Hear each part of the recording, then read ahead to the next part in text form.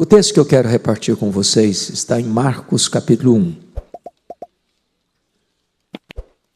Marcos capítulo 1, versos 9 a 13.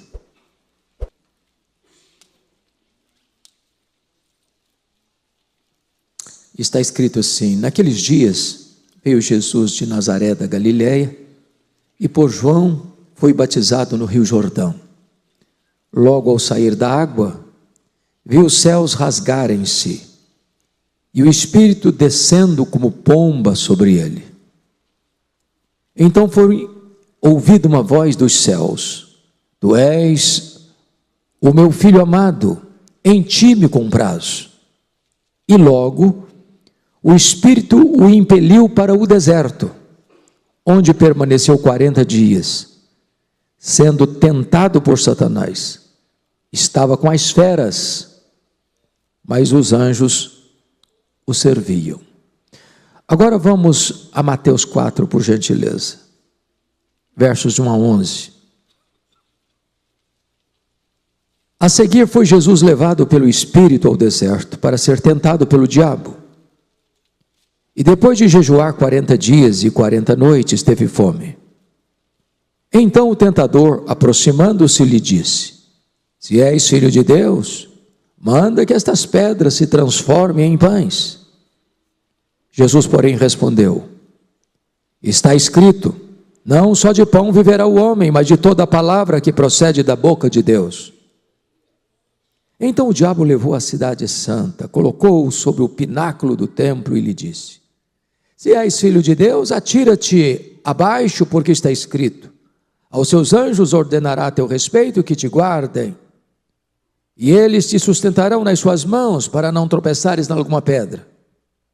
Respondeu-lhe Jesus: Também está escrito: Não tentarás o Senhor teu Deus. Levou ainda o diabo a um monte muito alto, mostrou-lhe todos os reinos do mundo e a glória deles, e lhe disse: Tudo isso te darei se prostrado me adorares. Então Jesus lhe ordenou: Retira-te, Satanás, porque está escrito: Ao Senhor teu Deus adorarás, e só a Ele darás culto. Com isto, o deixou o diabo, e eis que vieram os anjos e o serviram. Até aqui. Eu quero tratar do seguinte tema: da água do batismo ao fogo da tentação. Da água do batismo ao fogo da tentação. Marcos, no seu registro, deixa claro que não houve nenhum intervalo entre a glória do batismo e o rigor da tentação. Ele saiu da água para o fogo. Jesus vai do sorriso do Pai à carranca do diabo. Destacaremos alguns pontos. Primeira ocasião, retrata para nós que não houve intervalo entre o céu aberto do Jordão e a escuridão do deserto da tentação. Entre a aprovação do Pai e a tentação do diabo. Significa que o fato de você experimentar as coisas mais sublimes de Deus não isenta você de imediatamente ser tentado pelo diabo. O fato de você orar, porque Jesus estava orando no Jordão, o fato de você ser batizado, o fato de você ser revestido com o Espírito Santo, não isenta você de ser tentado. O agente, está escrito versículo 12 de Marcos 1, que o Espírito que desceu sobre Jesus, notem vocês, o impeliu para o deserto. A palavra impelir é muito forte. O constrangeu, o obrigou, o enviou, o endereçou. Para quê? Com que propósito? para retratar para o mundo que se o primeiro Adão cai num jardim, o segundo Adão vence num deserto. Se o primeiro Adão, tendo todas as coisas favoráveis a ele, fracassou, o segundo Adão, tendo todas as coisas desfavoráveis a ele, triunfou. Então, nenhum de nós tem desculpa para cair, porque as circunstâncias são desfavoráveis. Jesus é quem invade o território do diabo. O Espírito Santo o compeliu para o deserto, para ser tentado. Ser tentado não é pecado. Pecado é sucumbir à tentação. E Jesus foi conduzido para lá, para o deserto, para o território do diabo, para vencê-lo por dois propósitos. Primeiro, para ser nosso exemplo. Porque diz Hebreus que ele foi tentado em todas as coisas semelhante a nós, mas sem pecado. Portanto, nenhum de nós tem licença para ceder à tentação, por mais rigorosa que ela seja. E segundo propósito, para ser o nosso refúgio, porque Hebreus ainda diz que nós temos um grande sumo sacerdote que pode nos socorrer nas nossas tentações, porque ele foi tentado em todas as coisas, mas não sucumbiu à tentação. Então, se Jesus é o seu exemplo, ele também é o seu refúgio na hora que você for tentado. Vamos ver o tentador. Versículo 13 diz que ele permaneceu 40 dias sendo tentado por Satanás. E o que o texto quer nos mostrar é que Satanás não é uma lenda, não é um ser mítico. Ele é um ser real, embora invisível, um anjo caído. E a Bíblia dá a sua ficha corrida, sua capivara, seu currículo. Satanás, diabo, tentador, maligno, Apolion, Abaddon, destruidor, dragão, leão que ruge, antiga serpente, pai da mentira, assassino, perverso. De tal maneira que nós não podemos, disse o apóstolo Paulo, ignorar os desígnios de Satanás. Ele não é uma formiguinha desdentada. Ele é um ser perigoso. Que nenhum de nós pode lutar contra ele de cara limpa, fiados nas nossas próprias armas. Notem comigo que ele é o tentador do versículo 13, onde permaneceu 40 dias sendo tentado por Satanás. Ou seja, Jesus não foi tentado depois de 40 dias, ao final dos 40 dias. Quando esteve jejuando, ele foi tentado ao longo dos 40 dias. Em outras palavras, esse inimigo tem diversas ferramentas, diversas armas, diversos estratagemas, diversos métodos, diversas abordagens, diversas sutilezas. Ao longo desses 40 dias, ele esteve tentando Jesus em áreas diferentes, com aspectos diferentes, com propostas diferentes. E assim também conosco. Quais eram as circunstâncias em que Jesus estava ao ser tentado? Primeiro, veja o versículo 12, e logo o Espírito o impeliu para o deserto. E deserto é mais do que uma geografia, deserto é um emblema. lugar de desolação e solidão, lugar hostil, onde você se sente só, desolado e enfraquecido.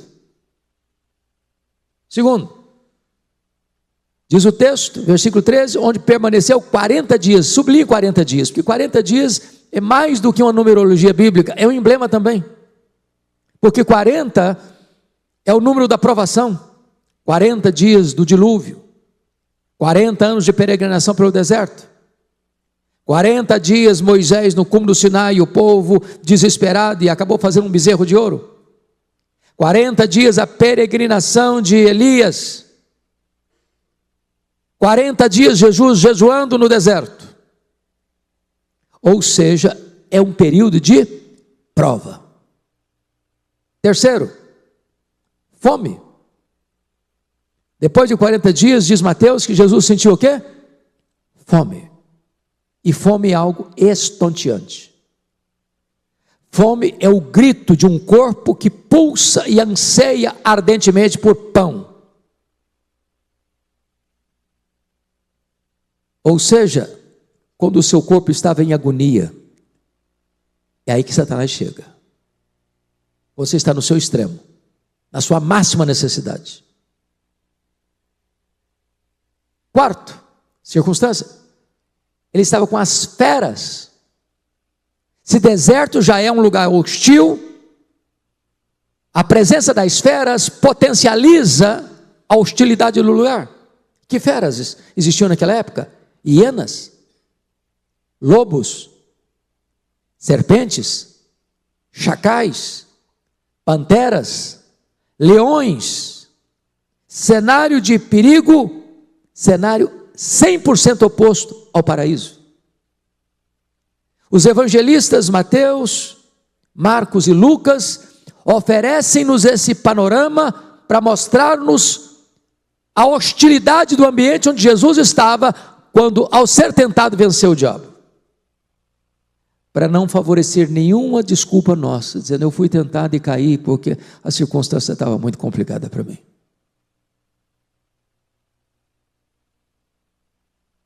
Qual o propósito de o Espírito Santo impelir Jesus para o deserto para ser tentado? Para ali, mais uma vez, Jesus ser provado, Jesus comprovar que ele de fato ele era o Filho de Deus. Porque ele sai do Jordão e as últimas palavras que ele escuta são essas: este é o meu filho, o meu amado, em quem eu me comprazo. Agora ele pode dar provas disso. Satanás se aproxima e diz: se tu és filho de Deus, manda estas pedras se transformarem em pães.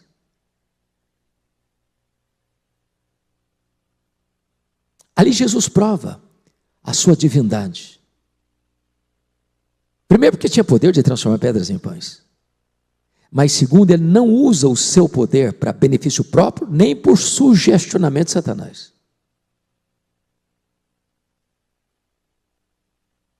Mas ali Jesus prova a sua humanidade. Porque depois de 40 dias de jejum, ele teve fome. E um ser humano normal tem fome. E Jesus venceu, para ser, como disse, nosso exemplo e nosso refúgio. Jesus foi para lá para derrotar o diabo. Jesus não é passivo, ele é o ativo. Como também a igreja, quando a Bíblia diz: e as portas do inferno não prevalecerão contra ela, não é o inferno que vai empurrando a igreja para trás, é a igreja que avança contra as portas do inferno. É Jesus quem entra na casa do valente, que tem uma casa guardada em segurança em todos os seus bens, e entra nessa casa e vence o valente, tira a armadura do valente, amarra o valente e divide os seus despojos.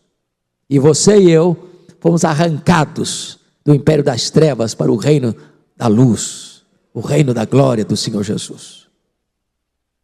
Mas vejamos, quais foram as áreas específicas em que Satanás tentou Jesus? Volte a sua atenção comigo para Mateus capítulo 4.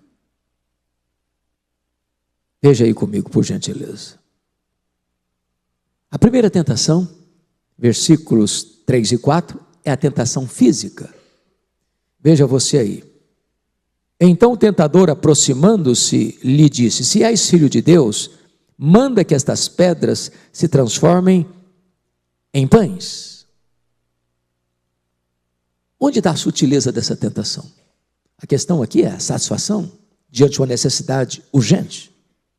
Quando você tem uma necessidade urgente, você quer ser o quê? Atendido, satisfeito. Mas o diabo tenta tirar proveito, portanto, das nossas necessidades. Há uma espécie de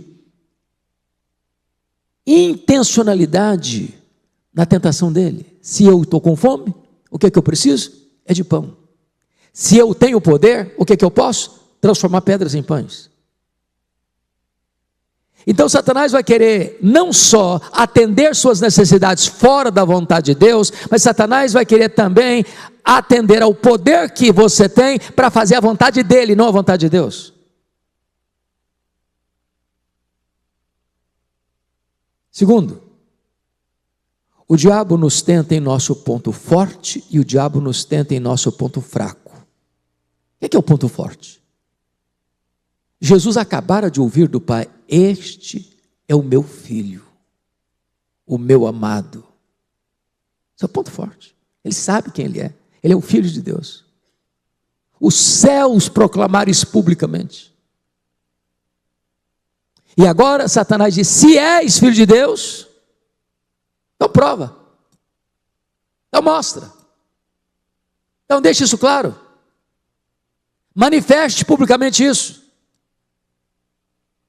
Mas seguir o sugestionamento de Satanás não é o projeto de Deus para a nossa vida. Qual era o ponto fraco? Não estou falando ponto fraco moral. Estou falando do ponto fraco do ponto de vista de um homem. Jesus era perfeitamente homem, e depois de 40 dias de jejum, o que ele estava? Com fome. E no deserto não tem o quê? Não tem pão. E o diabo oferece uma proposta. Terceiro, o diabo sugestiona Jesus a abandonar sua dependência do Pai. Em outras palavras, você está com necessidade? Para que você vai esperar o tempo de Deus? Pode demorar. Foi a tentação de Asaf. Ele olha para a janela da tentação e viu que o ímpio estava prosperando, e ele inocente, e ele piedoso, e ele buscando a Deus, lavando as mãos na inocência, todo dia sendo castigado. Ou como a mulher de Jó, que diz: não, no sofrimento Deus não merece ser adorado não, amaldiçoa esse Deus aí e morre, vai demorar demais para resolver esse problema. E Satanás oferece uma solução imediata: transforma essas pedras em pães. Quarto, o diabo sugestiona Jesus a adotar a política de que os fins justificam os meios. Você está com fome? Bom, então você resolve esse problema logo. Transforma essas pedras em pães. O que importa agora é você comer. O que importa agora é ter pão. Se você vai ter pão por um meio que não é o lícito, que não é o normal, que não é dentro da agenda de Deus, dentro do projeto de Deus, é sugestionamento de Satanás, não importa, você tem fome e tem que se alimentar. Isso é levar a pessoa a pensar que os fins justificam os meios. E ele chega às vezes com essa proposta. Cada um de nós às vezes tem uma área mais vulnerável. Por exemplo, tem pessoas que a área vulnerável dele é a área do sexo. Aí tem uma pessoa carente, às vezes não está recebendo todo o afeto que gostaria de receber, ou até merecia receber do cônjuge. Aí Satanás diz: olha, você merece, você pode satisfazer sua vontade, você anda carente demais, vai ser só uma experiência, só para você acalmar um pouco esse ímpeto está dentro de você que não é atendido. Ou chega para outra pessoa e diz: o problema dela é dinheiro. Aí Satanás diz: olha, está vendo aí, você não precisa ter tanto escrúpulo. Se você Dê um jeitinho. Ninguém vai sabendo. Aliás, todo mundo faz mesmo um jeitinho. Você vai resolver sua vida financeira. Basta assinar esse contrato, basta dar essa propina, basta receber uma propina, basta entrar no jogo. É a tentação de um empresário cristão, de ser honesto, ou de um estudante que na prova fundamental da vida é tentado a colar. Se eu não colar, eu perco esse ano. E de repente ele transige, ele abre mão. O diabo sugeriu a Jesus, em quinto lugar, a satisfazer seus desejos à parte do propósito de Deus. Desejos podem ser legítimos. Ter pão com fome é legítimo. Mas ter pão, mesmo com fome, fora do projeto de Deus, é tentação. E como é que Jesus responde a Satanás? Está escrito: não só de pão viverá o homem. As minhas necessidades não podem ser atendidas pelo viés de Satanás, por sugestionamento de Satanás, por proposta de Satanás. Eu não vivo de pão, eu vivo é da palavra do Deus vivo.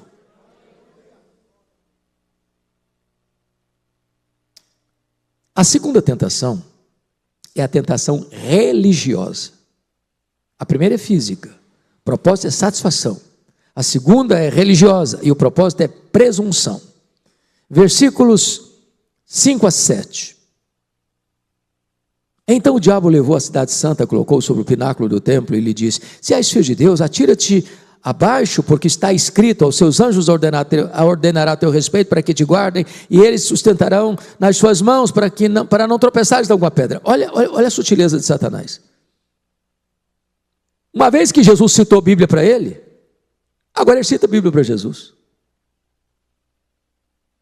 E que texto da Bíblia ele cita? O Salmo 91. Agora preste atenção. O diabo nunca é tão perigoso como quando ele aparece com a Bíblia na mão. Porque palavra de Deus na boca do diabo não é palavra de Deus, é palavra do diabo. Sabe por quê? Porque o diabo é um péssimo hermeneuta, é um péssimo exegeta, é um péssimo intérprete das Escrituras. Ele usa a palavra de Deus não para edificar, ele usa a palavra de Deus para tentar. E qual é a sua estratégia? Notem vocês, comparando o texto aqui com o Salmo 91, ele cita o Salmo 91, mas não cita o texto de forma integral. Ele retira do texto de Salmo 91 a frase-chave para interpretar o texto. O Senhor te guardará em todos os teus caminhos. Em todos os teus caminhos o Satanás não citou. E o que temos de promessa que Deus vai nos guardar e nos livrar é se nós estamos andando em todos os caminhos de Deus. Em outras palavras, Deus não tem nenhum compromisso com as nossas loucuras. Deus não tem promessa de nos guardar se nós estamos fora da vontade dEle, fora do caminho dEle, na rota da desobediência e da rebelião.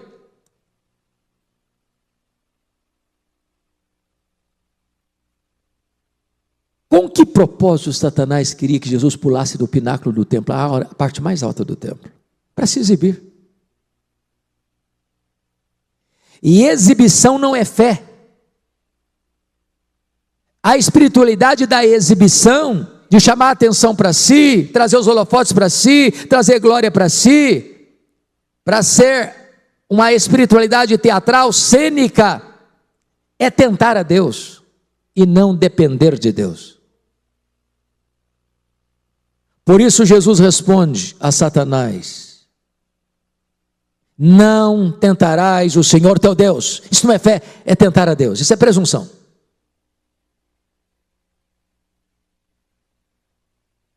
Cuidado com a espiritualidade da presunção.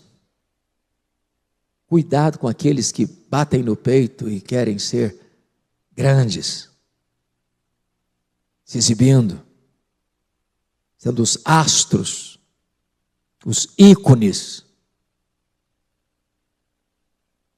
A terceira tentação é a tentação política.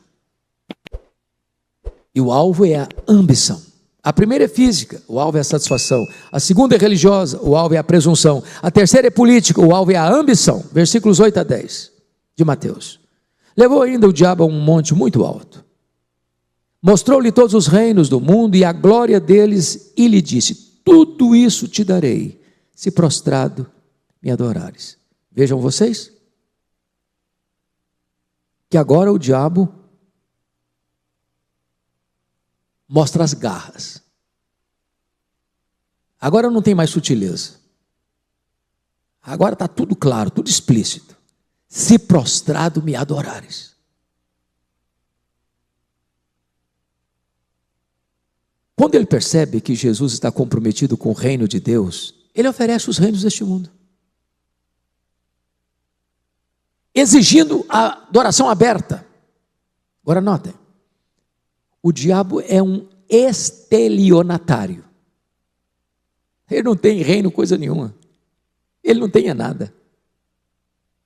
Ele promete o que não tem. Ele promete mundos e fundos e paga com um zero.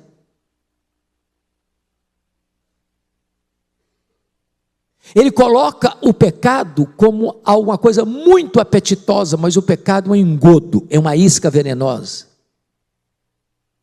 Vai levar você mais longe que você gostaria de ir. Vai reter você mais tempo que você gostaria de ficar. Vai lhe custar um preço muito mais alto do que você gostaria de pagar. O diabo promete prazer e paga com culpa.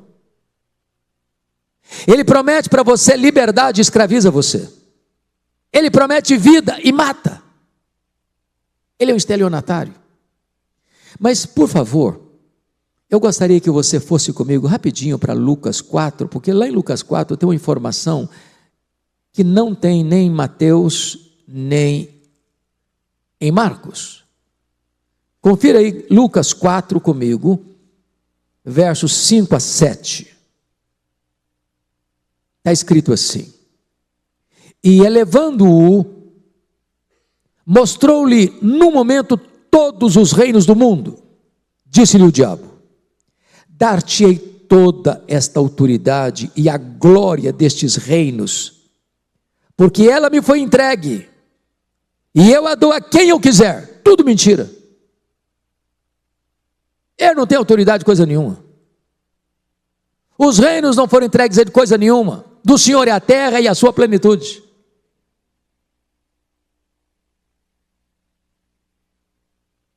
E quanta gente, irmãos,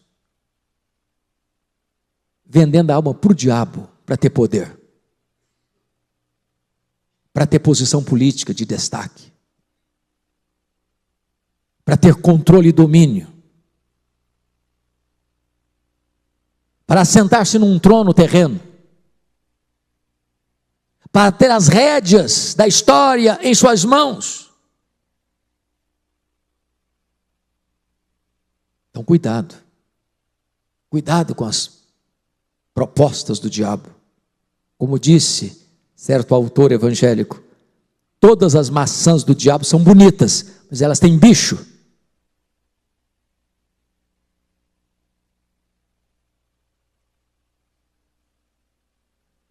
Permita-me, já que estão em Lucas ainda, endereçar vocês a Lucas 4, verso 13, porque aqui tem um outro ponto.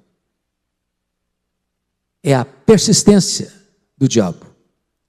Está escrito assim: passadas que foram as tentações de toda sorte, então não foi uma tentação comum, foram várias, diversas naturezas, apartou-se dele o diabo até momento oportuno. Sabe o que significa isso? O fato de você ter resistido a uma tentação não significa que você tem licença para ensarilhar as armas, cruzar os braços, tirar férias espirituais. Ele vai voltar com outras armas, com outros estratagemas, com outras abordagens. Portanto, você nunca é tão vulnerável como quando, depois de uma grande vitória, porque ele vai voltar. Eu não gosto de recomendar, porque o filme é muito pesado mesmo, e eu não pretendo vê-lo de novo. Mas talvez você já assistiu, como eu um dia assisti, O Advogado do Diabo. E esse filme só vale, penso eu, pelo final dele. Porque acontece o fato de um advogado tomar agora a posição de ser íntegro, de ser honesto, de não transigir, de não fazer falcatrua, de não torcer os fatos para ganhar dinheiro, para ganhar uma causa por causa de dinheiro e fazer mentiras e corrupção e tanta coisa a mais. E ele declara isso diante de um tribunal, que agora ele vai ser honesto, íntegro. Isso choca a plateia. E quando ele está saindo do fórum, um repórter vai atrás dele, tentando fazer uma entrevista, marcar uma entrevista, para ele contar a importância de ser um homem honesto, de ser um homem íntegro, de impactar a sociedade com a sua integridade. E ele está descendo as escadas, e o camarada atrás dele, com o microfone, querendo marcar uma entrevista, e lá pelas tantas ele para, e abre o espaço para marcar uma entrevista. Quando ele marca a entrevista, ou tenta marcar a entrevista, o filme desfigura o rosto do entrevistador, e mostra a carranca do diabo. Vaidade. Sabia que existe vaidade até na honestidade? Me orgulho de ser uma pessoa honesta. E o diabo está nessa, com a carranca dele. Cuidado com as artimanhas dele.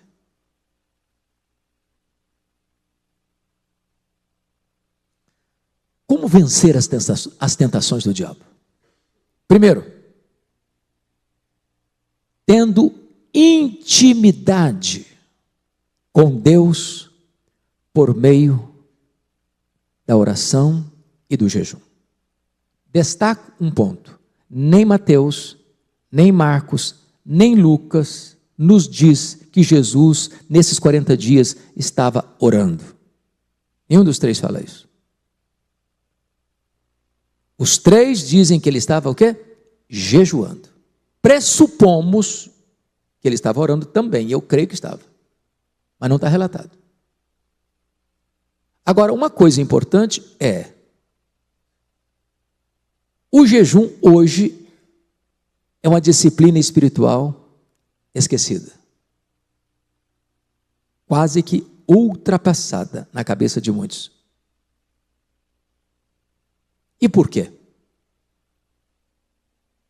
A razão é que nós estamos tão apegados ao sabor do pão da terra que perdemos o apetite pelo pão do céu.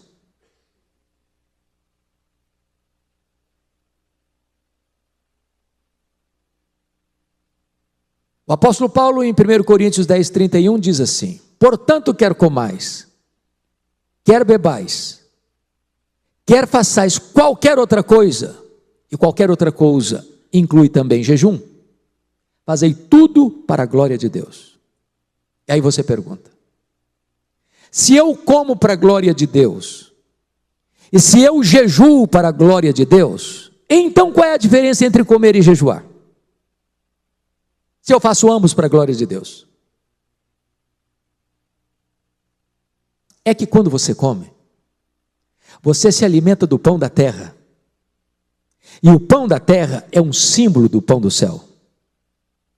Mas quando você jejua, você não se alimenta do pão da terra, você se alimenta do próprio pão do céu.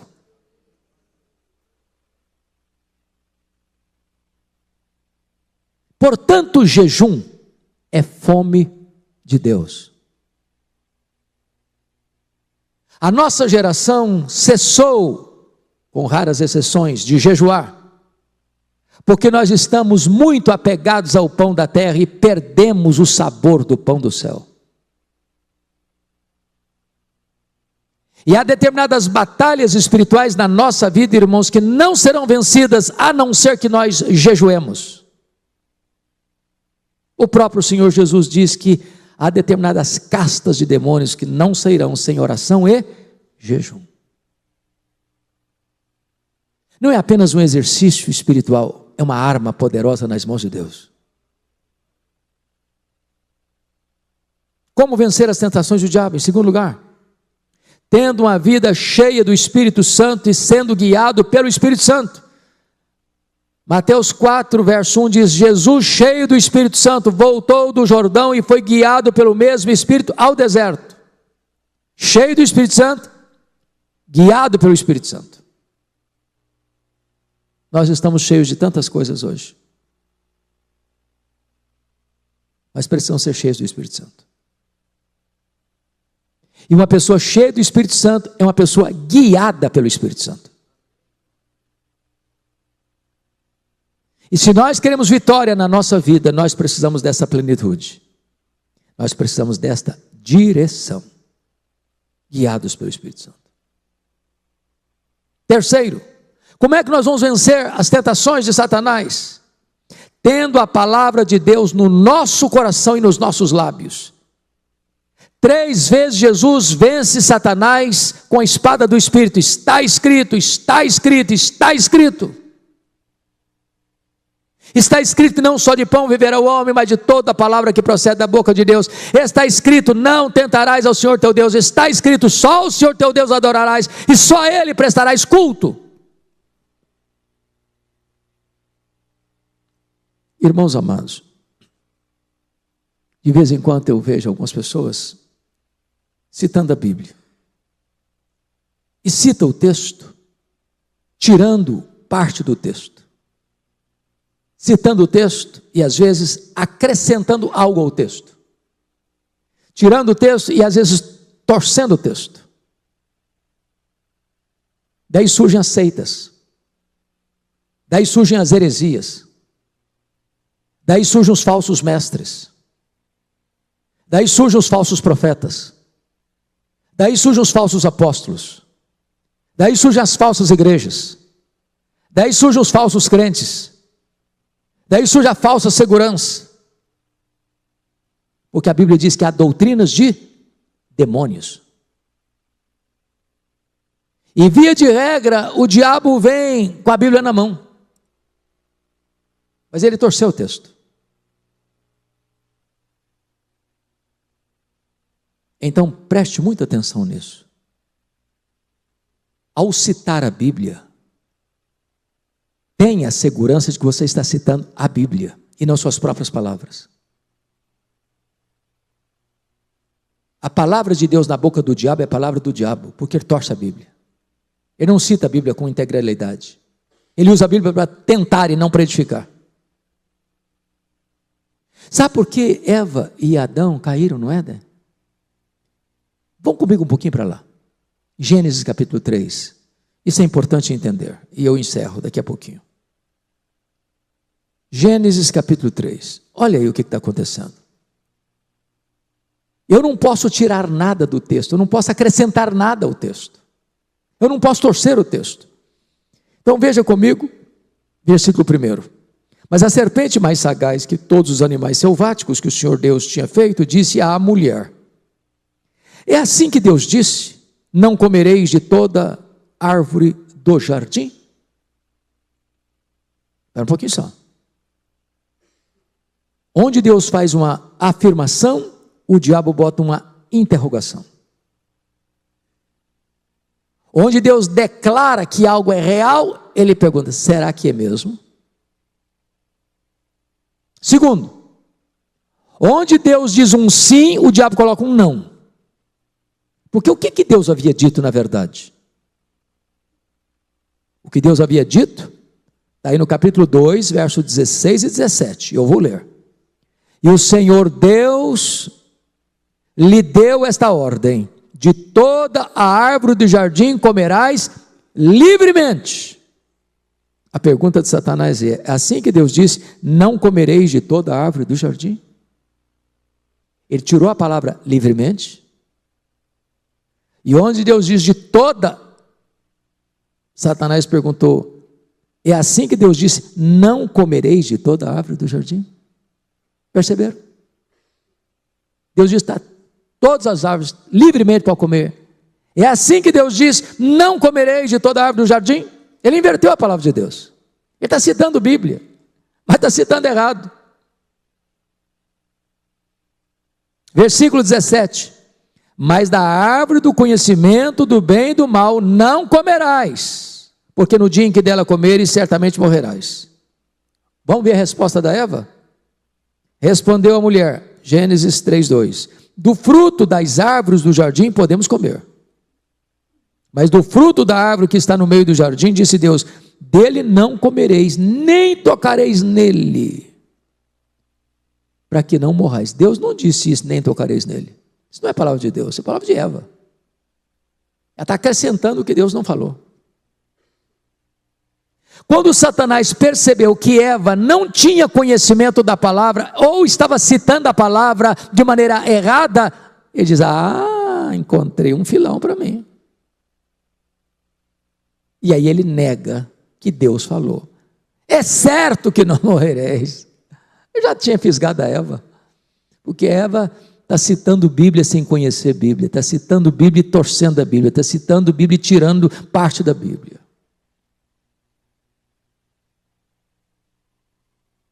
Irmãos amados, não tem crente maduro sem estudo da palavra de Deus. Crente que não lê Bíblia vai ser massa de manobra na mão do diabo.